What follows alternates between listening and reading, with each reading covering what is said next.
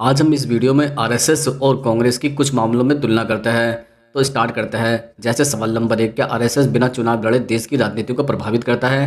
दरअसल राष्ट्रीय स्वयंसेवक संघ सीधे चुनाव नहीं लड़ता, लेकिन अपनी विचारधारा और नेटवर्क के जरिए राजनीति को प्रभावित करता है। इसके स्वयंसेवक समाज के कई क्षेत्रों में काम करते हैं और कई लोग बाद में भारतीय जनता पार्टी जैसी पार्टियों में जाते हैं। आरएसएस नीतियों पर सुझाव भी देता है और अपने समर्थकों को एक दिशा भी देता है। उदाहरण के लिए शिक्षा, संस्कृति या राष्ट्रवाद से जुड़े मुद्दों पर इसकी सोच सरकार की नीतियों में दिखाई देती है, इसलिए बिना चुनाव लड़े भी इसका प्रभाव राजनीति में महसूस किया जाता है। अब हम जानते हैं नंबर 2, क्या आरएसएस भारतीय राष्ट्रीय कांग्रेस से ज़्यादा ताकतवर है? दरअसल राष्ट्रीय स्वयंसेवक संघ और भारतीय राष्ट्रीय कांग्रेस की ताकत अलग अलग तरह की है, इसलिए सीधे तुलना मुश्किल है। आरएसएस एक केडर बेस्ड संगठन है जिसका मजबूत जमीनी नेटवर्क और विचारधारा पर पकड़ है। वहीं कांग्रेस एक राजनीतिक पार्टी है जिसकी ताकत चुनाव जीतने और सरकार बनाने में होती है। आरएसएस लंबे समय तक विचार और संगठन बनाता है, जबकि कांग्रेस सत्ता के जरिए असर डालती है। इसलिए कौन ज़्यादा ताकतवर है, यह इस बात पर निर्भर करता है कि आप ताकत को कैसे परिभाषित करते हैं। अब हम जानते हैं नंबर 3, क्या आरएसएस देश की राजनीति को भी कंट्रोल करता है? दरअसल जैसा कि हमने आपको पहले बताया कि राष्ट्रीय स्वयंसेवक संघ सीधे देश की राजनीति को कंट्रोल नहीं करता, क्योंकि वह चुनाव नहीं लड़ता है और न ही सरकार को चलाता है, लेकिन अपने विचार, संगठन और नेटवर्क के जरिए वह प्रभाव जरूर डालता है। उसके कई स्वयंसेवक आगे चलकर भारतीय जनता पार्टी जैसी पार्टियों में भी सक्रिय हो जाते हैं। उदाहरण के लिए जैसे कि हमने आपको बताया था, शिक्षा, संस्कृति या राष्ट्रवाद से जुड़े मुद्दों पर आरएसएस की सोच कुछ सरकारी नीतियों में दिख सकती है, इसलिए इसे कंट्रोल कहना सही नहीं, लेकिन प्रभावशाली जरूर माना जाता है। अब हम जानते हैं नंबर 4, आरएसएस और कांग्रेस में असली फ़र्क क्या है? जैसे राष्ट्रीय स्वयंसेवक संघ और भारतीय राष्ट्रीय कांग्रेस में सबसे बड़ा फर्क उनकी भूमिका और काम करने के तरीके में है। आरएसएस एक सामाजिक सांस्कृतिक संगठन है जो विचारधारा और कैडर तैयार करने पर ध्यान देता है, जबकि कांग्रेस एक राजनीतिक पार्टी है जो चुनाव लड़ती है और सरकार भी बनाती है। आरएसएस सीधे सत्ता में नहीं आता, लेकिन समाज और विचारों पर असर तो डालता है, जबकि कांग्रेस सीधे नीतियां बनाकर देश चलाने में भूमिका निभाती है। यही दोनों के बीच असली अंतर है। अब हम जानते हैं सवाल नंबर 5, दोनों की विचारधारा में सबसे बड़ा अंतर क्या है? दरअसल राष्ट्रीय स्वयंसेवक संघ और भारतीय राष्ट्रीय कांग्रेस की विचारधारा में सबसे बड़ा और अंतर उसके राष्ट्रीय दृष्टिकोण और प्राथमिकताओं में है। आरएसएस हिंदू संस्कृति और राष्ट्रवाद को केंद्र में रखकर समाज को संगठित करने पर जोर देता है। उदाहरण के लिए यह शिक्षा और सांस्कृतिक कार्यक्रमों में राष्ट्रीय पहचान को बढ़ावा देता है। वहीं कांग्रेस सेकुलरिज्म और लोकतांत्रिक बहुलता को प्राथमिकता देती है और समाज के विभिन्न धर्मों और वर्गों के बीच संतुलन बनाने की नीति अपनाती है। यही विचारधारा मुख्य फर्क है। अब हम जानते हैं सवाल नंबर 6, आरएसएस और कांग्रेस की स्थापना क्यों हुई और इसके असली मकसद क्या थे?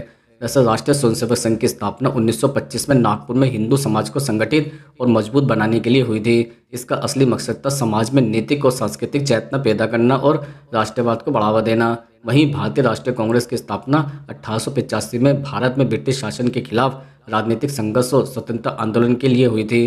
कांग्रेस का असली मकसद था लोकतंत्र और स्वतंत्र भारत की स्थापना, जबकि आरएसएस समाज और विचारधारा पर ध्यान केंद्रित करता है। अब हम जानते हैं सवाल नंबर 7, कौन सा संगठन जनता के बीच ज़्यादा मजबूत पकड़ रखता है?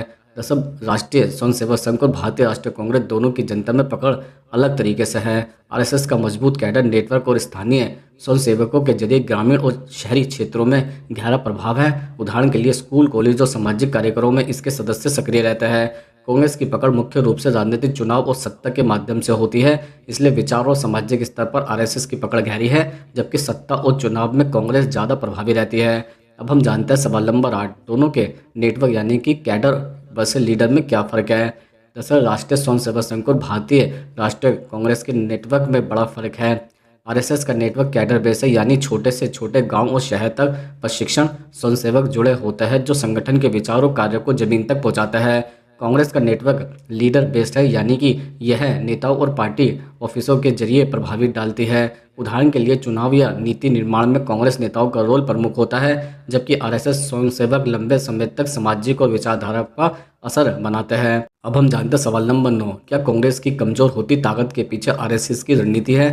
दरअसल भारतीय राष्ट्रीय कांग्रेस की कमजोर होती ताकत के पीछे सीधा आरएसएस की कोई आधिकारिक रणनीति नहीं है, लेकिन आरएसएस का मजबूत कैडर नेटवर्क और समाज में प्रभाव कांग्रेस के पारंपरिक वोट बैंक को चुनौती देता है। उदाहरण के लिए ग्रामीण और शहरी क्षेत्रों में शिक्षा, सांस्कृतिक कार्यक्रम और सामाजिक गतिविधियों के माध्यम से आरएसएस ने अपनी पकड़ मजबूत की है, जिससे कांग्रेस को चुनावों में अपेक्षित समर्थन नहीं मिल पाता।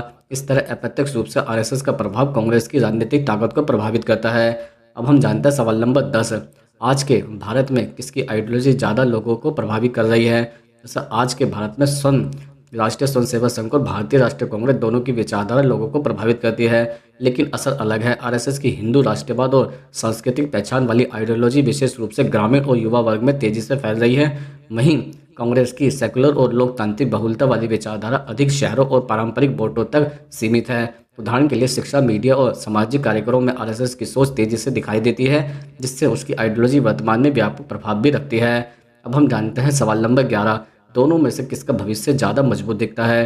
जैसे राष्ट्रीय स्वयंसेवक संघ और भारतीय राष्ट्रीय कांग्रेस के भविष्य की ताकत उनके संगठन और सोच पर निर्भर करती है। आरएसएस का मजबूत कैडर, नेटवर्क, लंबी अवधि की योजना और समाज में गहरा प्रभाव इसे भविष्य में स्थायी और बढ़ती ताकत वाला बनाता है।